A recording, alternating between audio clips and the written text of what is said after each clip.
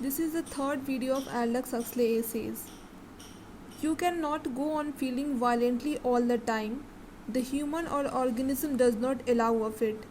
आप हमेशा एकदम से उग्र में तो नहीं रह सकते, हम हमेशा वायलेंटली रिएक्ट नहीं कर सकते हैं.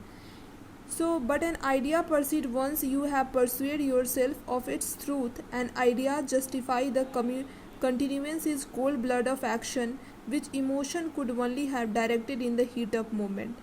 तो कभी कभी ऐसा होता है कि जब हमारे पास इमोशन आता है, कोल्ड ब्लडेड मीन्स कभी हम जानबूझकर कुछ काम करते हैं, या फिर the spur of moment means hot, जो भी हम लोग वायलेंटली एक्ट कर देते हैं.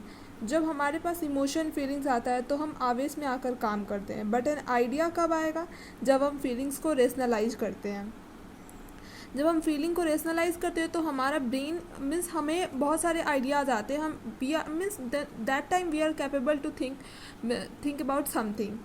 Indeed, it does more than justify action and feeling, it imposes them. If you accept an idea as true, then it becomes your duty to act on it even is cold blood as matter, not a momentary feeling. तो जब भी हम किसी idea को एक सच्चे तरीके से एक्सेप्ट करते हैं, तो हमें अगर आइडिया आता है कि किसी की मदद करना है, कुछ काम करना है, तो हम ज़रूर करते हैं. तो हमारा वो फीलिंग, तो idea is more important than feeling. But feeling is also important. But the rationalization of feeling is more important than feeling of the man. It is even your duty to revive the emotion which was originally at the root of the idea. और ये हमारा ही duty है कि हम अपने emotion को revive करें, और जो which is the root of the idea, or rather the new and nobler emotion which thanks to the idea has taken the place of the root feeling from which the idea started. Thus, to take an obvious example, in way whether of the lucky is money or the lucky in love is constantly being rationalized in terms of political, economic and ethical theory.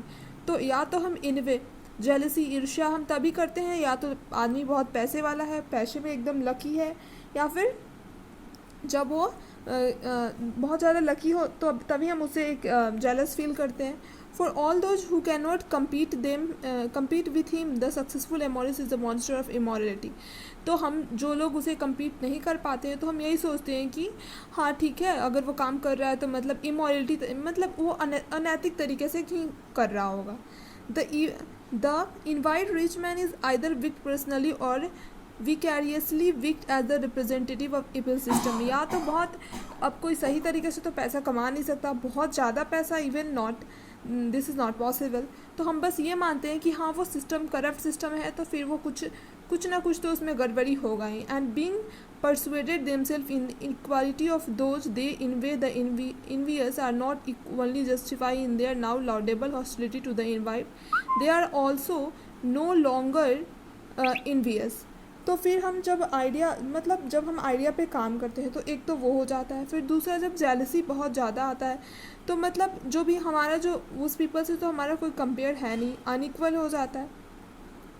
And the idea transport their audience-cital personal feeling into the righteous indignation and nobly disinterested love of the virtue and abhorrence of the wickedness. तो means abhorrence means strong hatred. तो idea थोड़ा upper level पे आया, फिर revive करके उसको alter level पे आता है. जेलसी दो ही चीज़ों में होती है. So what give the power? जब फीलिंग्स को रेशनलाइज करते हैं तो हमारे पास आइडिया होता है, हम एक करेजियस होते हैं, जो हमारे पास हम आइडिया पे काम करते हैं. अभी हम डिसाइड करते हैं कि किसी की हेल्प करना है, तो ये हमारा आइडिया है, हम उसकी हेल्प करेंगे. But this is possible. So and then यहाँ पे अभी हम समझ गए कि what gives us power to avoid somebody. तो अगर फीलिंग को रेशनलाइज किया जाए तो है सही है, but feeling is not more important than ideas.